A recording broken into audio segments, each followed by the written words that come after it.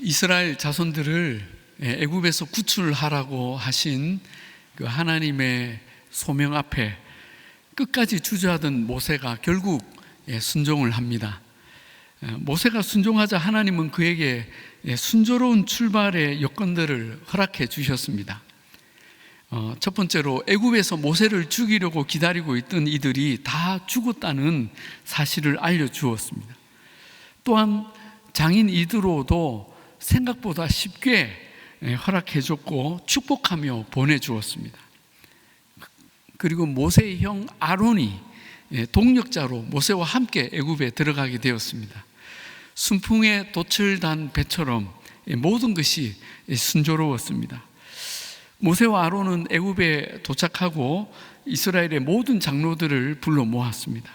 그들에게 하나님께서 하신 말씀을 전하며 또 이적들도 보여주었습니다. 그러자 백성들의 반응이 어떠했습니까? 모세의 우려와 달리 31절에 믿었다고 기록합니다. 그들은 하나님께서 자신들을 잊지 않으시고 고난 가운데 구원자를 보내셨다는 사실에 감격해하며 눈시울을 붉히며 머리 숙여 경배하였습니다.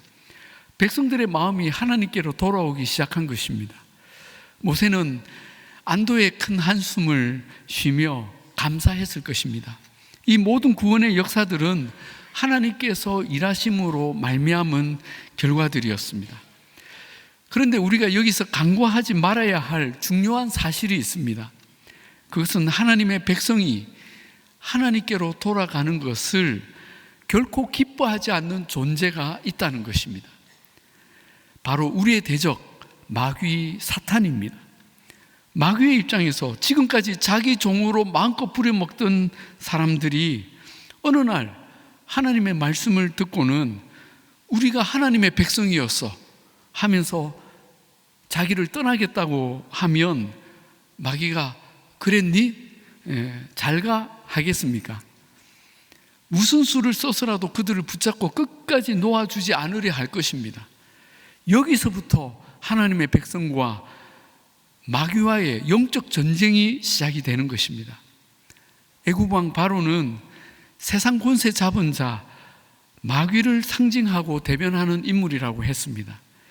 그가 지금까지 이스라엘 백성을 자기 종으로 마음껏 부려먹었는데 어느 날 그들이 우리는 노예가 아닙니다. 우리는 하나님께로 돌아가겠습니다. 출애굽하겠습니다. 하면 바로가 허락하겠습니까? 어린 반푼어치도 없는 말이라 하겠죠. 그래서 출애굽기 이 5장부터 15장까지 이 긴 내용은 이스라엘이 출애굽하기까지 이 바로와 대결하는 싸움의 이야기입니다. 그런데 이 싸움의 이야기를 잘 들여다보면 하나님의 백성과 마귀와의 영적 전쟁이 어떠하고 그 실상이 어떠한지를 우리가 볼 수가 있습니다. 그리고 이것은 우리 그리스도인들이 꼭 알아야 할 영적 전쟁의 중요한 원리이기도 합니다. 오늘부터 우리 함께 보겠습니다.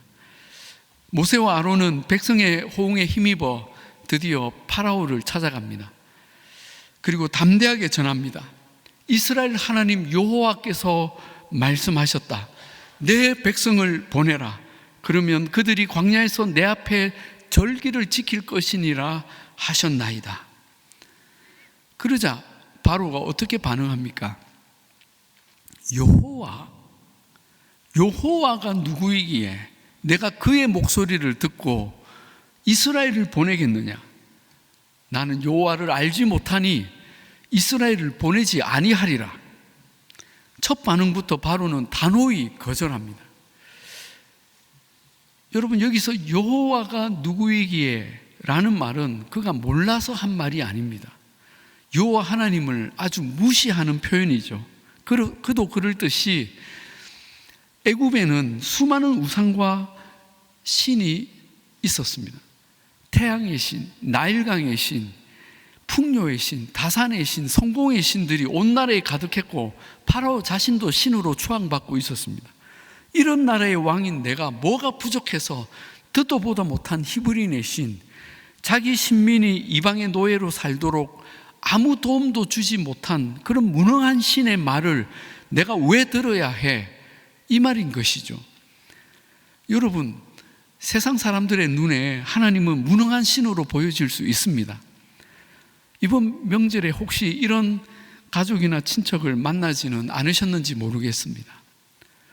하나님이 계시다면 세상이 왜 이렇게 불공평하고 불의하냐? 너는 하나님을 믿는데도 왜 아직 그러고 사냐? 교회 집사라고 하던데 우리 중에 너만 집을 못 샀어. 하나님이 계시면 내 앞에 한번 보여줘. 난 하나님보다 내 주먹을 믿겠어. 아니, 내 지갑이 훨씬 더 힘이 있어. 하며 오만불손하고 무례한 말을 내 주변의 사람들도 하고 인터넷이나 영화, 방송에서도 스스럼없이 하고 있습니다. 여러분, 여호와 하나님은 사람들이 이렇게 함부로 말해도 될 그런 무능한 신일까요? 그렇지 않습니다. 우리가 이 출애굽기에서 곧 보게 되겠지만 하나님은 세상의 유일한 참신이며 전능하신 창조주이십니다. 그 앞에 대적하는 자는 세상의 어떤 권세자라도 먼지처럼 진멸당합니다. 그리고 자기 백성을 어떤 악의 권세로부터도 반드시 건져내시고 자유케 하시는 분이십니다. 아멘이십니까? 모세는 하나님을 무시하는 바로에게 자신들이 출애굽해야 하는 이유를 다시 한번 설명합니다. 우리가 사흘길쯤 광야로 가서 우리 하나님 여호와께 제사를 드리려 하오니 가도록 허락하소서. 여러분, 여기서 우리는 모세가 말하는 출애굽의 이유를 잘 보아야 합니다.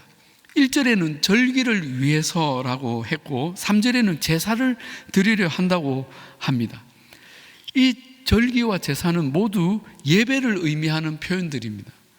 그렇다면 출애굽의 이유와 목적은 바로 예배입니다.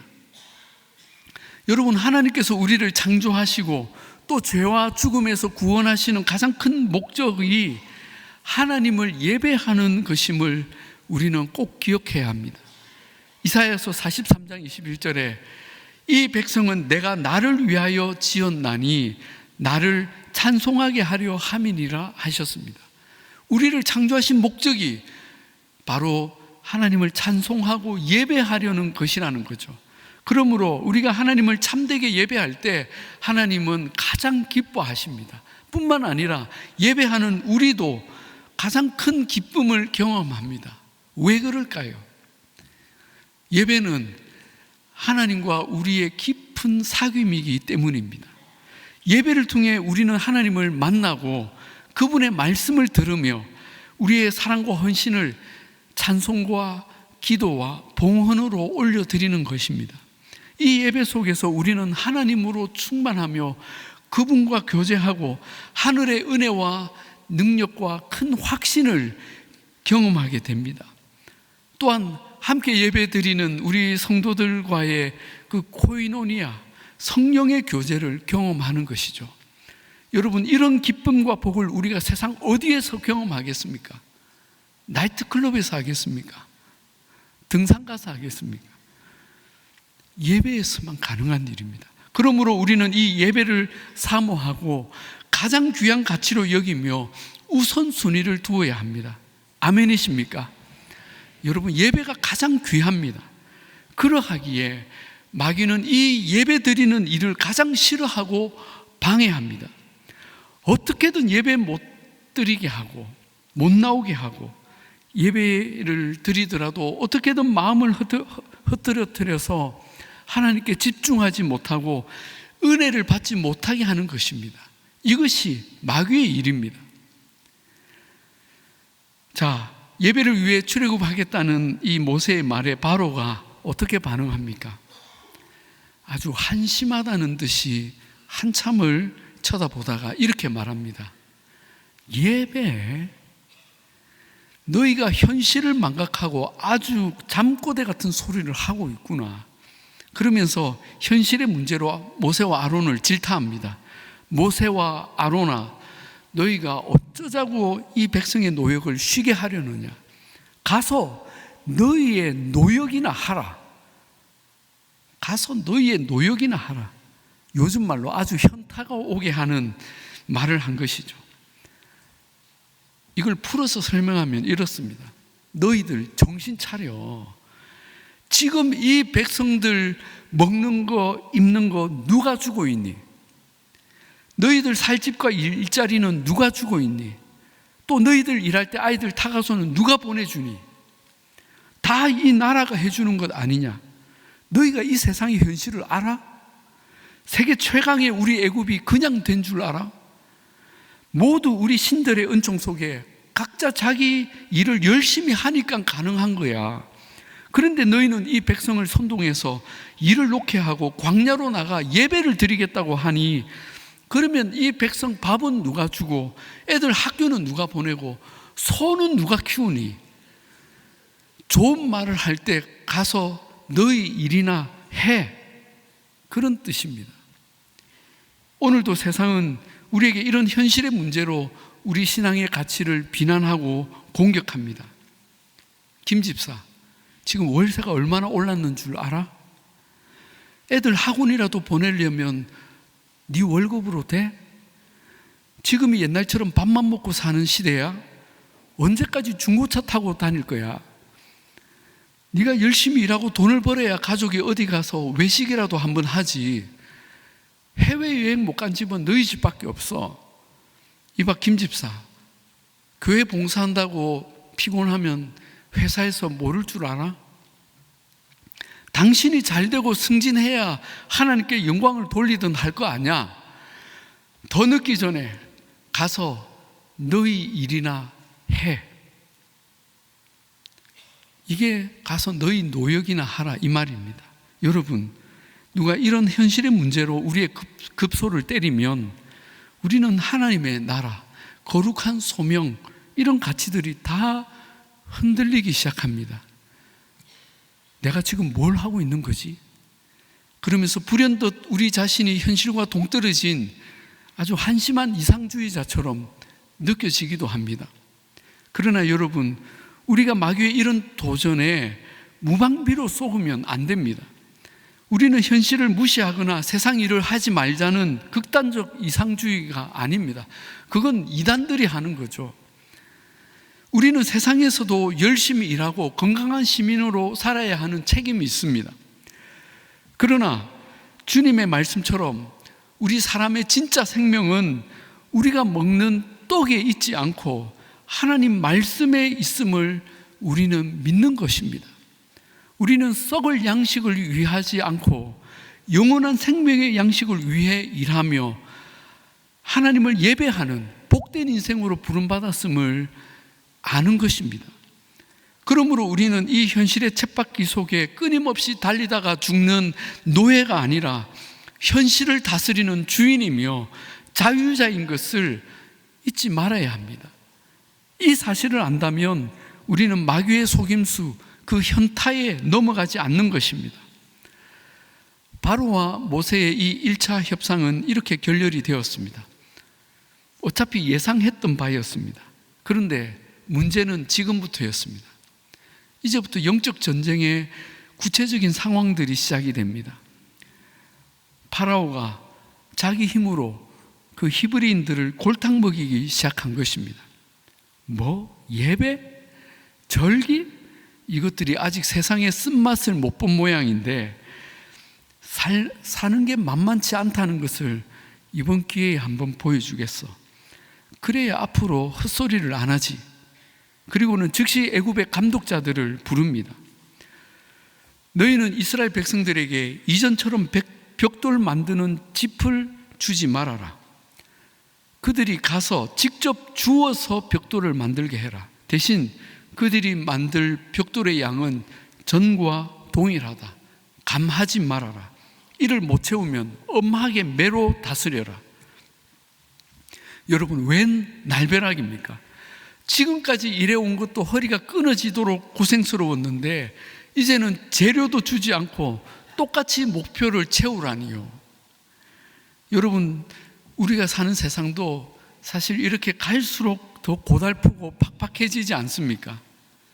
옛날엔 뭔가 낭만이라도 있었는데 열심히 일하면 뭐가 된다는 소망이라도 있었는데, 지금 이스라엘 백성들은 이 새로운 규정 때문에 이제 숨 돌릴 여유조차 없어지고 말았습니다.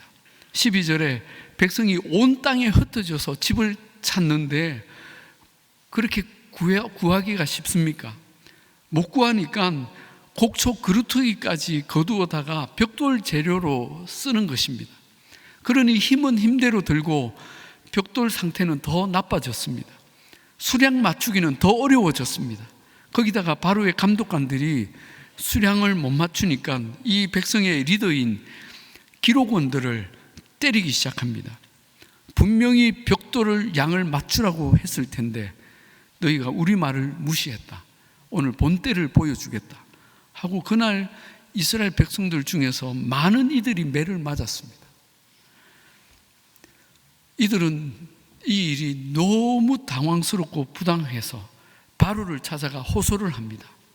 왕이시여, 어찌하여 종들에게 이같이 하십니까? 짚을 안 주시면서 양을 채우라니요. 저희가 오늘 매를 많이 맞았습니다. 짚을 주시든지 아니면 양을 줄여 주십시오. 그러면 저희가 열심히 일하겠습니다. 그러자 바로가 뭐라고 합니까? 너희가 게으르다, 게으르다, 완전 게으르다. 너희가 여호와께 예배 드리러 간다며 예배 드릴 시간은 있고 일할 시간은 없더냐? 내 명령은 바뀌지 않는다. 가서 일이나 해. 그제서야 사람들은 왜 이런 사단이 났는지 알게 되었습니다. 19절에 이스라엘 자손들이 화가 몸에 미친 줄 알았다고 했습니다. 이 바로를 지금 단단히 화나게 만든 문제의 원인은 바로 모세가 와서 벌린 일 때문이라는 것을 안 것입니다. 그런데 여러분, 우리는 이 이스라엘 사람들을 보면서 뭔가 지금 이 문제를 근본적으로 잘못 풀어가고 있는 게 아닌가 하는 생각이 들지 않습니까? 이들은 자신이 노예라는 잘못된 정체성에 대해서는 아무런 문제의식이 없는 것입니다. 이들이 바로를 찾아가서 요구한 것이 뭡니까? 재료를 전과 같이 주든지 벽돌 양을 줄여 달라는 것입니다. 그러면 우리가 매를 안 맞고 일을 할 수 있다는 것이죠. 여러분, 이것이 잘못된 겁니다. 지금 이들이 바로에게 정작 요구해야 되는 것이 뭡니까? 자신들을 향한 잘못된 정체성을 바로 잡는 것입니다. 바로 왕이요, 우리가 왜 언제까지 당신의 노예로 살아야 합니까? 우리는 본래 노예가 아닙니다. 우리를 개돼지 취급하지 말아주세요. 이렇게 요구해야 옳았습니다. 그런데 이들은 짚을 주세요, 벽돌 양을 줄여주세요, 때리지 말아주세요, 이러고 있는 거예요. 이게 받아들여지지 않으니까 화로다, 큰일 났구나, 이러고들 있는 것입니다. 여러분, 이게 노예 정신입니다. 이 생각을 고치지 않으면 이 문제는 영영 해결되지 않습니다. 제가 고등부 전도사 때 그 학생 중에 미술을 전공하던 고3 학생이 있었습니다. 여학생이었습니다. 그런데 여름에 이제 수련회를 가야 하는데 학원에서, 그 미술 학원에서 허락을 안 해준다고 몇 주 전부터 전도사님 기도해 주세요, 학원 선생님이 허락 안 해줘요 하고 기도 부탁을 하는 거예요. 제가 학원이 그렇게 엄하냐 물었더니 그 미술 학원이 좋은 대학 보내기로 꽤 유명한 학원인데 주일에 교회 간다고 빠지거나 수업에 늦으면 학원 선생님이 때린다는 겁니다. 여러분, 요즘 학교는 못 때려도 학원은 때리더라고요. 왜냐하면 대학 보낸다고 하니까. 그러니 이 3일씩 수련회 간다는 것은 어린 반푼어치도 없다는 거예요. 네가 정신이 있어 없어? 너 고3이야. 교회는 대학 가서 얼마든지 가. 그때 가서 수련회를 가든 신학교를 가든 네 마음대로 가고 지금은 절대 안 돼 한다는 겁니다. 결국 그 학생은 수련회 전날까지도 그 전날 주일까지 허락을 받지 못했습니다. 그런데 다음 날 아침에 그 여학생이 수련회 간다고 나타난 것입니다. 제가 너무 놀라서 어떻게 왔어? 학원은 어떻게 허락을 받았니? 물었더니 그냥 왔다는 겁니다. 그냥 왔다고? 가서 맞으면 어떻게 하려고? 그때 그 아이 대답이 저의 상상을 뛰어넘는 대답을 했습니다. 제가 선생님께 한마디 했습니다. 뭐라고 했는데? 학원 그만둘 거라고 했습니다. 저는 수련회 꼭 가야 해요 하고 왔다는 겁니다. 제가 당황이 되었습니다. 이 일을 어찌할꼬? 얘 고3인데 제 믿음이 이 아이보다 못했던 거예요. 근데 이 학생은 수련회 3일 동안 아무 걱정 없이 너무 즐겁게 참석하고 은혜도 잘 받는 거예요. 저만 계속 걔를 볼 때마다 표정이 안 좋았어요. 그때 사진인데 제가 보이죠? 아주 웃지만 약간 썩소를 짓고 있는데 저 중에 가장 밝게 웃고 있는 학생이 그 학생입니다. 누군지 밝히지는 않겠고 설 특집입니다. 옛날 얼굴도 한번 보시기 바랍니다. 자, 그런데 다음 주일이 되었습니다. 이 아이가 아주 밝은 표정으로 교회를 온 거예요. 그래서 어떻게 되었니? 물었습니다. 그러자 그 아이 말이 전도사님, 하나님은 살아계세요. 학원 선생님이 전화를 주셨어요. 제발 돌아오래요. 이제 주일에 교회 가도 안 때릴 테니 와서 그림 그리래요. 그 일로 그 아이는 그 학원에서 잔다르크가 되었습니다. 그 아이는 자신이 그 세상이 정한 법의 노예가 아니라는 것을 알았던 것이죠. 그리고 2달 뒤에 부경대학교에서 열린 전국 학생미술대회에서 2등을 했습니다. 여러분, 예체능은 전국대회 입상이 굉장히 중요하잖아요. 그리고 졸업 후에 한동대에 입학했습니다. 지금은 목회자의 아내가 되었습니다. 여러분, 우리는 세상의 노예가 아니라는 걸 알아야 합니다. 우리는 자신이 하나님의 백성이며 자유자인 것을 이 세상 가운데도 분명히 나타내야 합니다. 우리는 비록 세상에 살고 있지만 하나님의 백성들입니다. 우리 현실의 문제로 세상이 우리의 신앙과 양심을 통제하도록 그냥 내어 맡기지 말아야 합니다. 그러나 이스라엘의 이 기록관들, 이날 매를 맞고 바로 궁에서 나오던 길에 모세와 아론을 마침 만난 것입니다. 그러자 이 모든 일에 대한 책임과 분노를 그 모세와 아론에게 다 쏟아붓습니다. 우리가 너희 때문에 바로의 눈에 미운 털이 박혔다. 너희가 그들 손에 칼을 준 거나 다름이 없다. 하나님이 너희를 가만두지 않기를 바란다. 이러면서 막 퍼부은 것이죠. 이 일로 그 말을 들은 모세가 너무나 마음이 상합니다. 그리고 즉시 기도할 곳을 찾아 하나님 앞에 엎드려 울며 기도합니다. 주여, 어찌하여 이 백성이 학대를 당하게 하셨나이까? 어찌하여 나를 보내셨나이까? 그러면서 자기의 소명까지 지금 흔들리는 그런 내용으로 기도를 하고 있죠.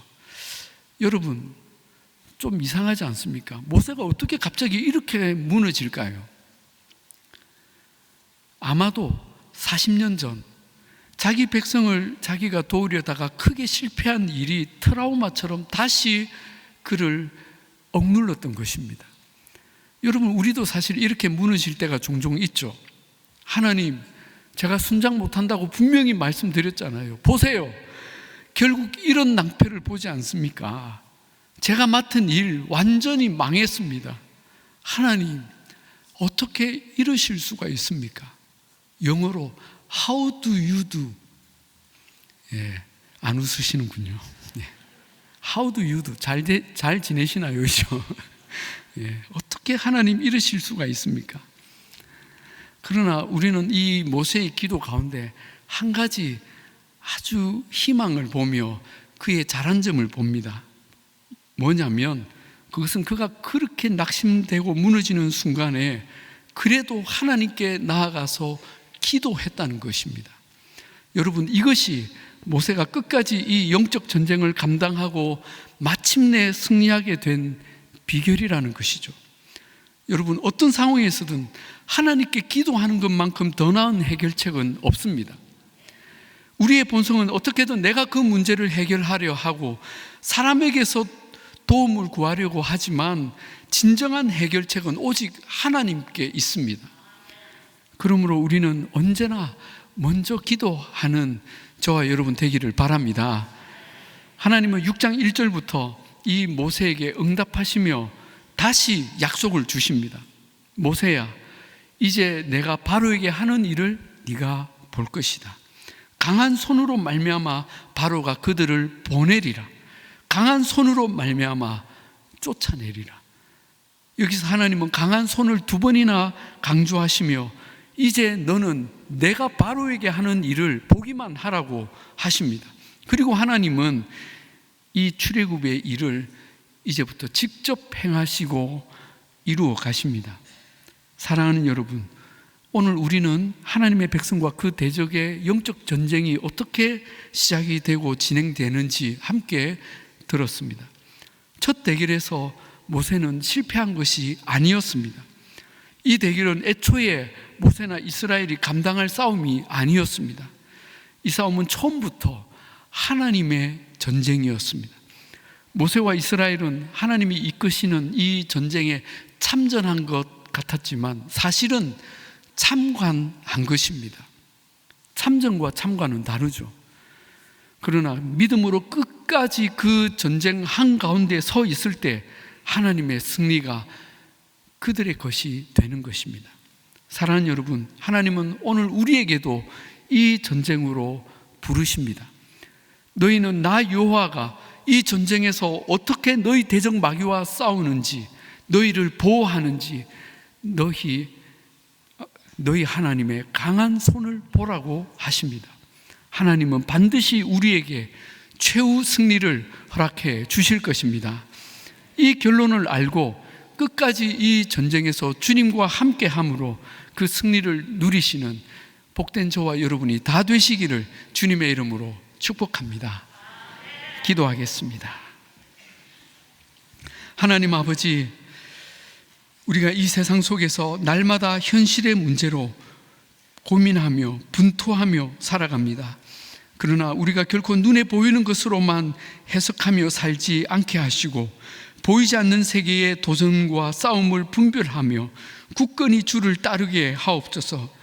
그리하여 현실의 요구에 급급해하는 종으로 살지 않게 하시고 우리의 신분을 깨달아 하나님 편에 끝까지 서서 최후 승리를 얻게 하여 주옵소서. 우리를 넘어뜨리고 낙심케 하는 매일의 도전 앞에서도 주님의 말씀을 붙들고 하나님께서 우리를 위해 행하시는 일들을 보게 하옵소서. 지금도 큰 어려움과 시험 가운데 있는 성도들을 주님이 긍휼히 여기시고 새 힘을 주시며 말씀과 기도로 승리하게 하옵소서.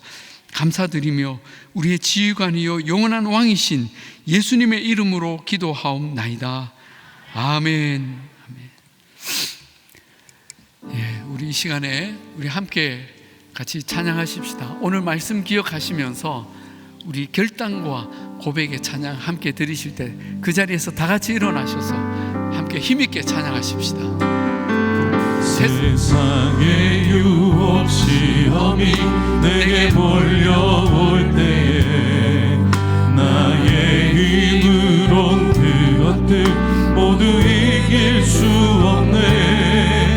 거대한 폭풍 가운데 위축된 나의 영혼 어찌할 바를 몰라 헤매이고 있을 때 주를 찬양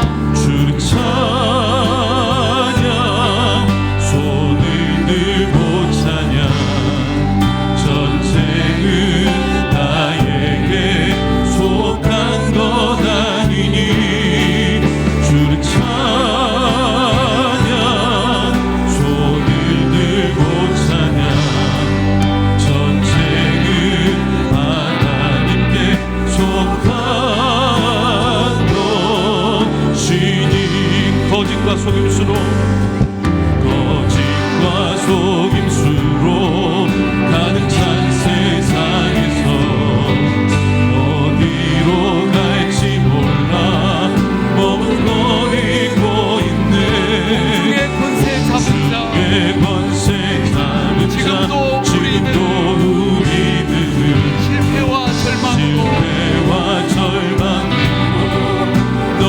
그들이